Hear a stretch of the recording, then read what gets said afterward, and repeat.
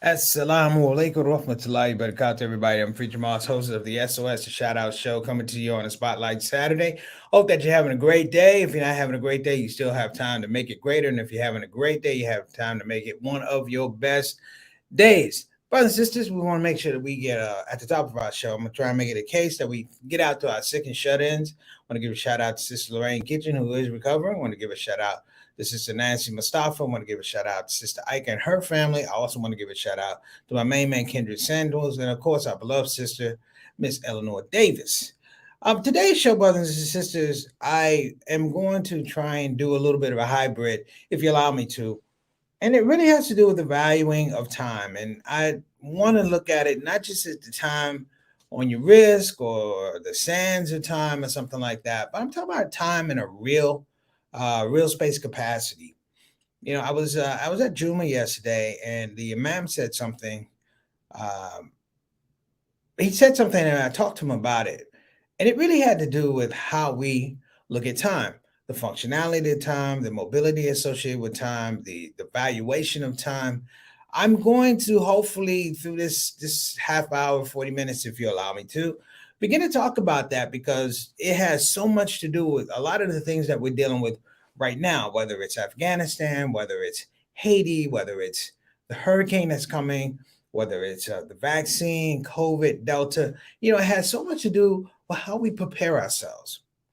You know, I think it's really, really important for folks to understand that, time is not ours. All our possessions, the money, the cars, the houses, there's a specific reason I feel that you can't take them with you when you go. Because when you leave this earth, you no longer have time in an earthly space. So you leave things that are earthly here and you go to wherever you believe you go to, paradise, hell. You go to these places, and those places are not specialized for time. They use the word eternal, eternity. Eternity is a prescript of time that it's not definite, it's not specific. It can be small, it can be big. Therefore, it's a condition more so than a numeric designation in our life, in our families, in our business. We're always focused on this issue of time. Do we have enough time to do things like we do the shout out show, right? One of the things about the shout out show is you have to have time to do it. um, I have Sister Satana who makes sure that we get here on time, but sometimes schedule move and we're not able to get here 20 minutes ahead of schedule or 25 minutes ahead of schedule. Sometimes the preparation for a show will run me up to 4:45 or 5:45, depending on where you are. And it has very little to do with the fact that I have intention to give you a good show, or I have intention to perform well, or I have intention even to be a good student. It has so much to do about how we look at this whole concept. And I want to say, look at this concept in relationship language, how our time ties into other people's time. If you're talking about aspect of a numerical value of time, an hour, 60 minutes, hour and a half, we've missed the boat completely. We missed the boat completely. We cannot, just like in religious terms, you can't put God in your characteristics. You can't put time in your framework. You can't put time in the things that you need to do. The whole idea of making time, it's not making time, it's observing time. It is preparing to be able to use time efficiently.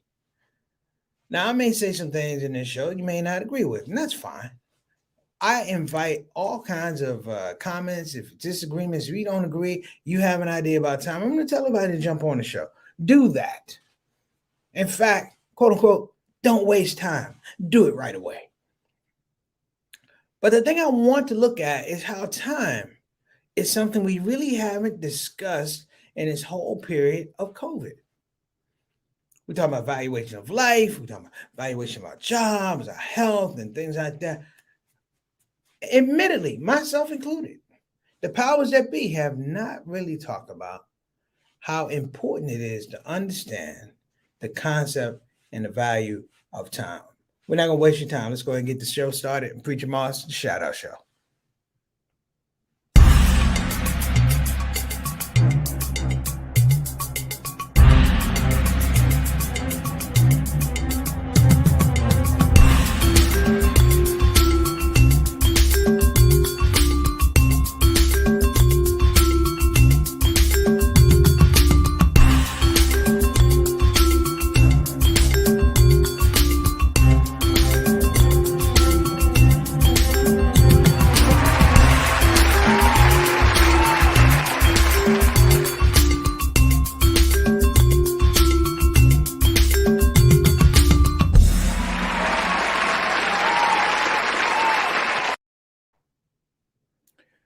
All right, everybody. Ooh, we forgot to run our ad there. We're gonna run a little bit later at the end of this show. We don't want to waste time. Listen, before we get started, I want to give a shout out to, of course, my shout out show family, shout out show soldiers. I'm gonna put them up front today because we have a very, very large topic. I'm trying to bring it down to a small topic.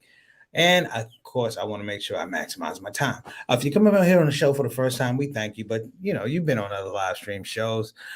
Share, subscribe, notification, like, you know the deal. I'm not really into that space today. I'm not really into my social media space, period. No, Satana, I know you don't want to hear that, but I'm just being honest. Voila. Okay, I want to give a shout out to our people in the queue right away. I want to give a shout out to Sister Ree.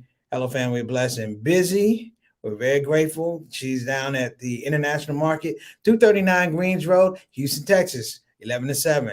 She's got chicken Phillies and shrimp poor boys. So you can get out there and get yourself some of that good food. And of course, I've ordered mine. Sister Reed, we can salute you and congratulations on another successful week. Next up, Sister Rabina, back from social media, Facebook jail. We missed you. Thank you so much for coming on the show. I know that Sister Rabina is going to have some good thoughts about this whole idea of valuing time. We appreciate you, Sister Rabina. Anytime you can share your presence on the show, thank you so much. Assalamu alaikum wa rahmatullahi wa barakatuh. Altaf Rashid, what's going on, brother? This is the brother who shares his time with us. I call him Mr. 6 o'clock, Mr. Straight Up, Straight Down, comes on the show all the time. A Canadian ambassador to the show, brother. Let me tell you right up front, we appreciate you, and we hope that this is going to be a show that you can appreciate. Next up. All right. Fight the power word, man. We haven't seen you in a minute. Fight the power word. We're glad to see you back on the show. Wa alaikum assalam rahmatullahi wa barakatuh. Fight the power, my main man. Thank you so much for coming on the show, and I hope that we can make a good representation of ourselves in terms of this subject matter today. Thank you for joining us. Next up, my little brother, JT. To you, he's Johnny Eltanas. To me, he's JT. I want to make sure my brother's on the show. Thank you so much. This is a conversation we actually started in Milwaukee. Didn't really get to, but I think this is, and we will continue this conversation off the air as well, little brother. But thank you so much for tuning in. Wa alaikum assalam wa rahmatullahi wa barakatuh. Peace and blessings to you and the Thomas family. Next up, we got Sister Satana working the ones and twos who will continue to make this show what it is and make the show better. We appreciate you, Sister Tana. We're gonna keep this thing moving. Today's Saturday Spotlight is valuing time. Now, there's two things I want you to understand. There's valuing time and there's making a valuation of time. Not evaluation, but a valuation of time. That's how your time is spent. And the reason people do a valuation of your time is, of course, you want to be able to charge them accordingly. This is a transactional thing that you're trying to do. Valuing time, brothers and sisters, valuing, not valuation, but valuing time has a lot to do with something that's transformative, if you will. I mentioned the Imam yesterday at the masjid, and he talked about how we spend our time. He said, we're on you've heard the spiel. We're on the internet. We're on social media. We're on games. We're on this. We're doing all these things. We're seeing who's got what kind of car and who married who and things like that. But he said, understand that everybody who's in that crowd, everybody who's watching this show, we're all running out of time. As my father says poetically, or I should say unpoetically, ain't nobody getting out here alive. Why does he say that? Because he understands and he wants to say in his own OG way that nothing is guaranteed. And even more so, time is not guaranteed. The Imam continued yesterday and he said, let me ask you a question. He said, and he speak to a room full of Muslims, he said, if this were to make your last, he said, the rakat you're about to make, this last prayer you about to make, he goes, if it was the last one you were going to make, what would you do? Like there's no more after that. You're going to run out of time. He said, what's the last thing you do as a Muslim when you made this slide? What would you do? Now, I was joking. I was like, well, I just want to make the slide. I go back to being Baptist. I ain't trying to get out of here. But what he was saying was, we at a certain point in time don't know what we're going to leave. So there's always going to be emphasis on how we prioritize things that are important. As you go through life, you always understand it. You're going to have less and less ownership of your time. If you get married, you got a wife. If you got children, you got a wife and you got children. You'll find that your parents, as they get older, they will require more of your time because they're running out of time. So you have to lend to that whole process, brothers. And there's nothing wrong with that. It's the fact that in society, we are in a particular framework whereby they don't talk about time. They don't talk about time. Some of the things I've noticed on TV is they don't do big baby commercials anymore because a baby commercial represents hope, it represents inspiration, and it represents time. A child is at the beginning of a cycle. You don't see a whole lot of stuff with the elderly anymore. Like there's been a drastic reduction of AARP things. Every once in a while, you see the insurance stuff, American Pen Insurance, whatever. But they don't put a lot of stuff on about the lifestyle of our senior citizens, the elderly. Why? Because it reminds people that there's an end of time. And so we see this focus, if you will, on 20, 30, 40-ish, and maybe 50, where people feel like I still have time. Now, let me tell you guys something. One of the mantras I do believe, and I say this every day, it has to do about shaitan.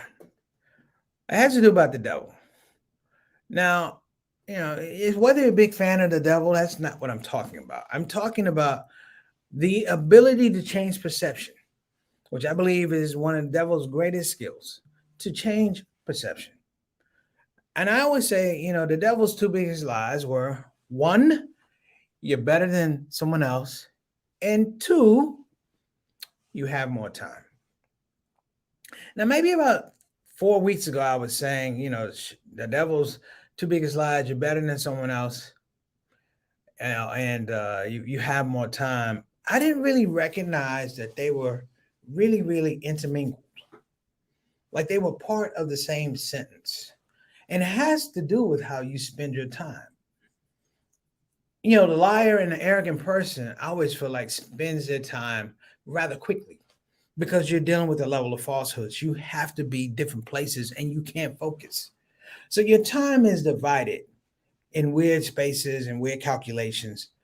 And it has so much to do with you don't value yours. And I find that people who feel like, let me finish, people who feel like I'm better than someone else will spend their time trying to make the case. In America, we talk about racism. And let me tell you guys something. They've done some stories about people who are racist, people who white supremacists and things. You know what you find out? The quality of life is not good.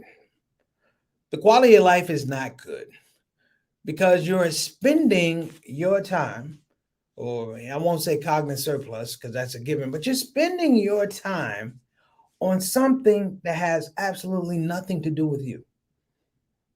Politics today has to do with, can I get you to waste your time? We say the devil is busy. Well, human beings are busy too. When I start to think about it, what was COVID about? COVID is a larger argument about what? Time. I was just talking to Sister Satana, and we were talking about, and I want to give Big Duad's brother Zafar Chaudhry. I talked about his father yesterday. His father returned to Allah an hour after I talked to him due to COVID and this Delta variant. And one of the things that's really, really interesting is that with everything with COVID, everything with the Delta variant, everything with the vaccine, it has so much to do with the efficacy of how we use time. If you start looking at milestones of COVID here in the United States, who said what, who didn't say what, and the wasting of valuable time, brothers and sisters, correlates to some of the things that you see now. Am I saying, hey, if we got on this thing early and we were honest and we didn't wait a month or 2 months, we could have saved lives? Absolutely. The vaccine, or the practical aspect of the vaccine, it was already here, brothers and sisters. I've told you time and time again, scientists at NIH and all over the place, they have, brothers, they have modeling for this type of stuff. This is not new. The end of the world scenarios have been going on for years, whether it's going to be nuclear or anything like that, and viruses, infection viruses, infectious viruses. These things are not new, brothers and sisters. It is always an issue of when we get the information. And while it may sound like far fetched, and it did sound far fetched, there was a movie called Contagion years ago. I think it had phew, and Matt Damon. I don't know, but there's a movie called Contagion, brothers and sisters. And if you get a chance to watch Contagion, and there's another movie called And the Band Played On about the AIDS crisis. If you get to watch both of those one by one or one by itself, maybe one, you know what the underlying thing, the underlying tension in both of those movies are? Time. Person A doesn't want person B to tell the rest of society or how it is. We're worried about it. Meanwhile, you sit there with the information and you make a valuation of other people's time. Literally, I don't think I need to tell them that. I'm in the possession of information, and people flip-flop. Hear me now. They flip-flop information for time, which is one of the most dangerous things you can do. We're in an economy now that values wasting time. Our judicial systems are not effective because the judicial system is not set up to, guess what? Try cases. The judicial system is set up to what? Plead cases out. Why? Because it saves time. Now, on the other end, if you plead it out, you're going to get time. That's the only time that not worry about, because that time, it's manufactured.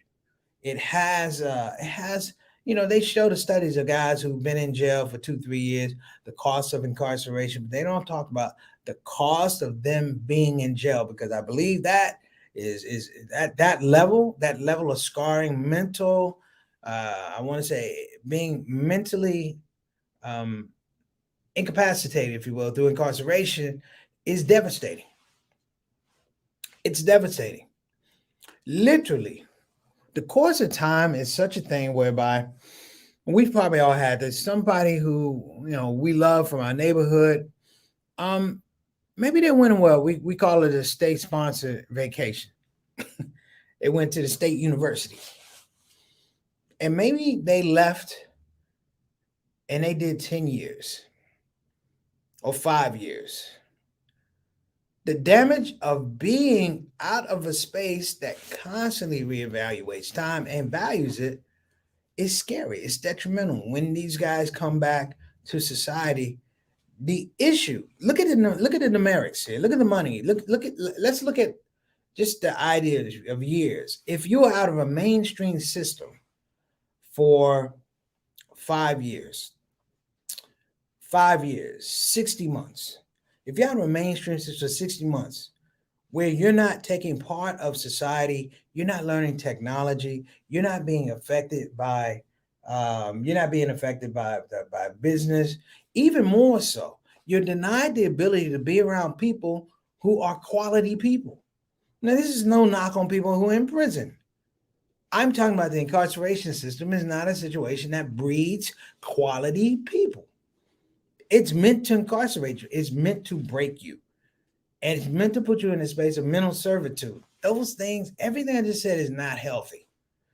Everything that I said, basically, brothers and sisters, you ever watch a old prison film? And you know what they have on the wall, brothers and sisters? They have a calendar.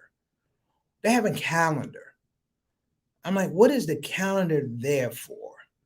For guys to sit down. And here's the most cruel thing. They don't give them how many days they got in prison. They give them the hours. So if you watch a prison show, they give them the hours. So it's not that I got 5 years. It's 5 years broken down into hours. Meant to make people think, do multiplication that's ultimately depressing, and make them feel like I'm not going to get out of here in any time soon. The growth of maturation, brothers and sisters, is something I want to talk about because it's permeated down to our children. It's permeated down to our children. Last year, a lot of our children were um, they were remote learners. They didn't do school because of COVID and things like that. One of the things that's really, really important about school structure is school structure gives them time structure. And the idea of checking in front of a computer or whatever, I understand that education has to come on, but it's not the type of education that gives them a framework or a knowledge base about how I spend my time. Preparation for school, preparation to transition from one class to the other, lunch, recess, gym, things like that. That mobility, brothers and sisters, gives them an idea of how the regular world works. We have catchphrases like 9 to 5. Most people think 9 to 5 is about the job. I work a 9 to 5. I work from 9 o'clock to 5 o'clock with a half hour lunch in between, which is really 9 o'clock to 5:30. But I'm not going to get into that. The really thing that you are talking about is a conditioning. We've all been inculcated with this whole idea of a 9 to 5 in terms of a job. It's not that, brothers and sisters. It's that these people, the researchers and the developers and the folks who do human resources, realize that the idea of giving you something and talking about 9 to 5 is productivity talk. This is when they figured out that people, human beings, are most productive when business is conducted during these hours. You can have a job, but you can have a great job. 9 times out of 10 is going to be during a time of high productivity. And we've made that a part of society. I mean, I got my 9 to 5, I got to work 9 to 5. Some people say, hey, man, 8 to 4 or whatever, but just the idea that you're going to do 8 hours. You're going to do 8 hours. We talked about this, about the 4-day work week and things like that. But I'm trying to be very, very specific in the fact that we have been oriented to believe that this is the thing we have to do. That this is the model whereby we're going to get success. We learn it, and we learn it from elementary school to junior high to high school to college, that this is the modality that is most successful. But here's something I want you to think about. And I'm going to reiterate this a couple times. Our quotient, if you are, our quotient rating of time spent literally is like, how are we, or how do we feel about giving away our time? Now, I talked about productivity, right? When you go in for a job or you take a job working for somebody, you are giving them a skill set, but you are giving them also a lending of your time. When you want to go to school after high school, or you finish college, you want to get a master's, the reason that the costs are what they were or what they are for a master's or a doctorate or even a BA or your bachelor's degree has largely to do with the fact that these people, even in education, have made a demarcation in terms of what are you willing to do with your time? And they balance it against how much time it's going to take you to get a degree. The whole idea of credits is a joke. The whole idea of credits is a joke. It is a 4-year degree is a joke. Now, I know people might get angry, but I'm like, why does it take 4 years? Why does it take 4 years? You now have things on television. You have courses you can get into coding. You can do coding for 6 months and probably get in and find a decent job doing coding. Because of course the fight began to be about how am I spending my time? How am I sharing, if you will, or putting myself through a process that I think is going to allow me to do other things? The other end of working, brothers and sisters, has largely to do with leisure. What's in the word that goes along with leisure? Leisure time. And when you work through a certain amount of time, your productivity is going to go down. And guess what you have then? You have retirement.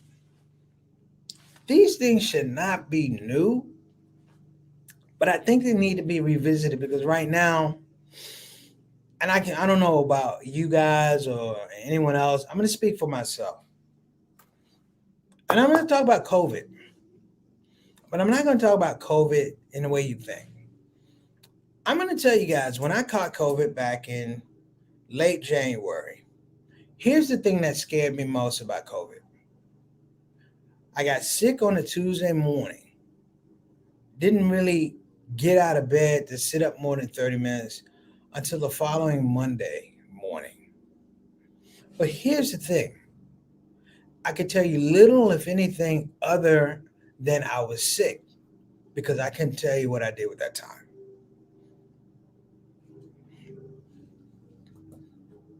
That's the danger of COVID. All I could tell you is I was sick. If you made me do a quiz, I couldn't tell you how long, how severe it was, how many times I ate, when I woke up, when I went to sleep. I couldn't tell you when the sun went up. I was guessing on my prayers. Fortunately, I have 150 alarms on my phone. But even then, praying, I couldn't tell you when I prayed. I can only go through the motions, and when having to pray in bed, that's a whole nother story. But I can only go through the motions in terms of what happened with my time. And so now we have, brothers and sisters, the Delta variant that's upon us. And it is ultimately a time killer. It's a time killer. Let me tell you why. While everybody's looking for COVID, they haven't realized that COVID was the first wave. Delta is the second wave. And some of the things that I'm seeing on TV in terms of people who didn't want to take the vaccine, I'm not taking the vaccine, no mask, and da da da. You see these people sadly turning up dead or on ventilators. And what is that thing? What did they say? They say, "Oh, I wish I could." You can't go back. I should have done this. You can't go back. And it's scary, brothers and sisters, because in some regards, there's so much of this going on. You become a little bit callous.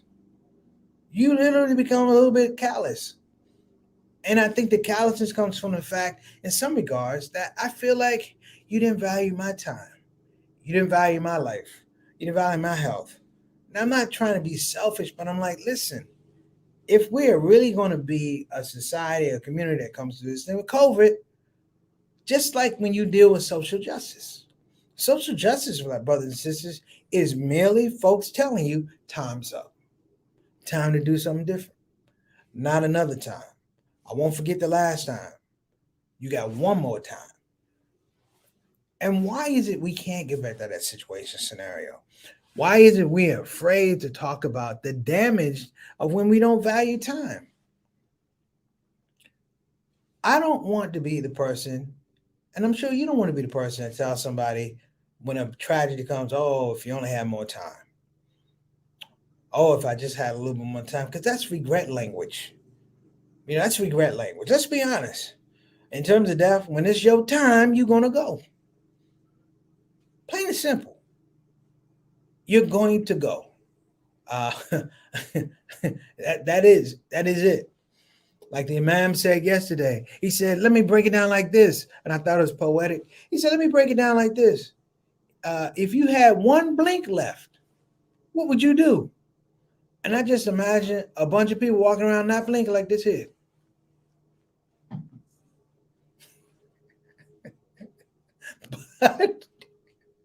But you're going to blink, and you're going to make that last record. And I think it's important for everybody to say, hey, listen, sometimes what you do with your time is for other people. Sometimes you spin in this idea, you know, that time isn't yours in the first place. That is, you get more opportunities in a situation, but time is not redeemable by the human being. It comes from someplace else, just like air. We talk about running out of time. Hell, you run out of air. Think about that. You run out of light. Think about that. And this very cosmopolitan approach to we're going to be here, I'm going to be beautiful, and da da da. It's garbage. If it were a portrait, this would be Shaitan's most significant portrait that he's ever done. That you're better than someone else means that you have more time. And that you have more time means that you're willing to deny the aspect that you don't own time. I don't know how to make it any clearer, You have things in stand up. We used to say this back in the day. Every comedian that goes on stage has to deal with one thing outside of being funny: time. How you spend your time on stage. And just like musicians, we have to have different levels of time, per se. So sometimes it's not the time you have on stage, it's what you do at the time. And sometimes it also has to do with timing. Huh? See, when you do a valuation of time, it has to do with timing and where it's being applied in which situation. You know, I wish I could talk to the youth more and yell in their ear a little bit that this thing is not guaranteed. It's not guaranteed. You know, the one thing I say about time, time doesn't worry about fair or unfair. Time is time. You know, tragedies befall us the same way that victories come to us. You know, a high is a low and a low is a high. We all live in a stream of consciousness, understanding, brothers and sisters, that from the time we come into the world, the clock is ticking. Now, this is not to be some macabre type of talk. No, no, no, no, no. I'm trying to talk about how we can value time while we have it, how we can make our situation better, how we can lend ourselves to people who, when we talk about the elderly, we're talking about people who are running out of time. We want them to stay, but the clock is ticking for them. But we also have to realize that the clock is ticking for us. And so there is semblance there, there is balance there. And as I try to wrap up here, I just want to make sure that maybe when we talk about the Afghanistans and we talk about the rebuild in Haiti, the storm that's come in, and big shout out to people in New Orleans. I hope you hang in there. That these are all reminders, brothers and sisters, that a time isn't ours. I was once leaving a place. I think I was leaving a show one time and I had a flight to catch. I was leaving a show and I was trying to catch a late flight, like a midnight flight. And I thought I had all the time in the world. You know what happened? The car behind me, that was parked behind me at this place, it wouldn't start. It wouldn't start. Now, worse than it wouldn't start, we had to find jumper cables and da da da. And I remember the lady saying, "Well, I have to go pick up my child." And I'm like, "I got a flight to catch." What are we talking about? How are we going to spend our time? Long story short, I didn't make the flight. I got on the expressway. It was jammed up. Didn't happen. But I didn't get upset. And I sat there in my hotel room and I realized, you know what? This is a reminder that you don't own your time. I had 2.5 hours to get to the airport. The airport was maybe 10 minutes away. But I had to drop the car off at the rental car place. I had to do this, I had to do that. And you know what was interesting, brothers and sisters? I laughed at myself. I laughed at myself. And it gave me levity, understanding, yo, here's the deal. You don't own time. You're borrowing time. How often do you say we're borrowing time? Some people say we're living on borrowed time, but no, we're actually borrowing time because we don't own it. So as we wrap this up, brothers and sisters, I want us to kind of just think a little bit more holistically. When you look at the world, you are looking at demonstrations and results of how people spent their time, of how people prioritize their time, thinking that, hey, what I'm doing is important. But the best thing about time, though, is time reveals how time was spent. So I want everybody to make sure you have a great Saturday into Sunday. Please make dua for the people that I talked about. Please make dua for the upcoming hurricane potentially uh, in New Orleans. This will be a test of whether the new levee system will work as opposed to the other one that left 80% of the city flooded. So, nobody wants a test like that. But I'm hoping that these brothers and sisters will come through it better. Say it with me, this time. All right, let's get to our sponsors. Oh, wait a minute. We had some folks up. I'm sorry. You can never have rehabilitation when the rehabilitators have a profit motive for keeping you in the system. Yeah, they don't value your time. That's right. Follow the dollars, 4 years. How much money for those 4 years? Fight the power is 100% right. Sister Rabina, The Fourth Industrial Revolution, book by Klaus Strauss, is a new way of productivity and time. Another book is I'll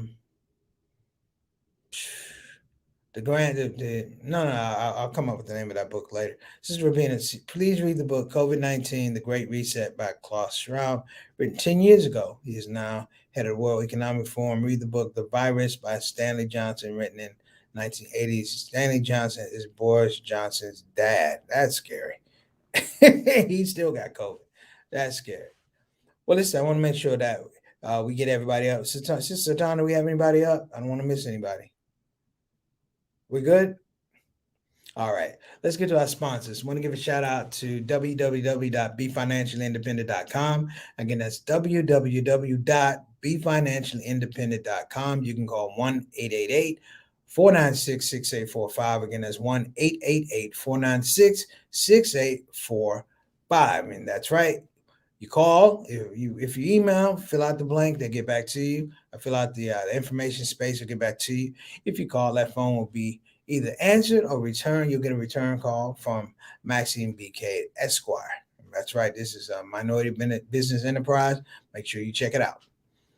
And if you're thinking about getting a quality Islamic graduate level or doctoral level education, you got to check out Bayan Islamic Graduate School. Again, that's Bayan Islamic Graduate School. They're actually firing up, brothers and sisters, for spring 2022. You don't want to miss it.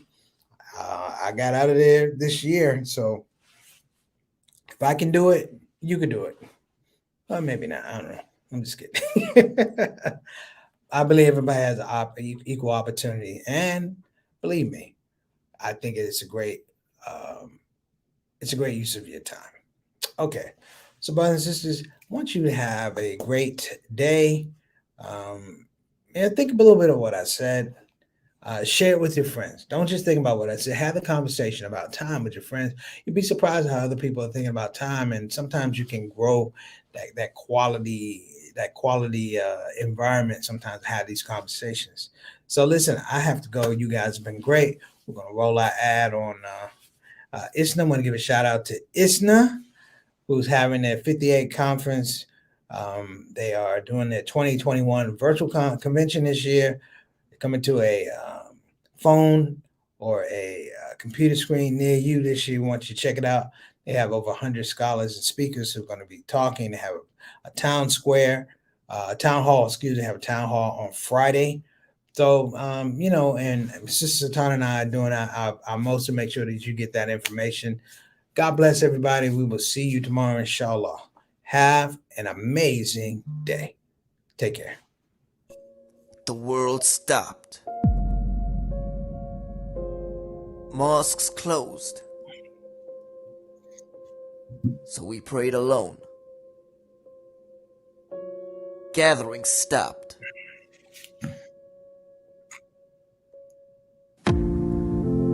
But the show must go on. But the show must go on.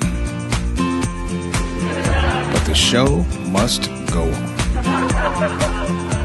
But the show must go on. But the show must go on. Cinema!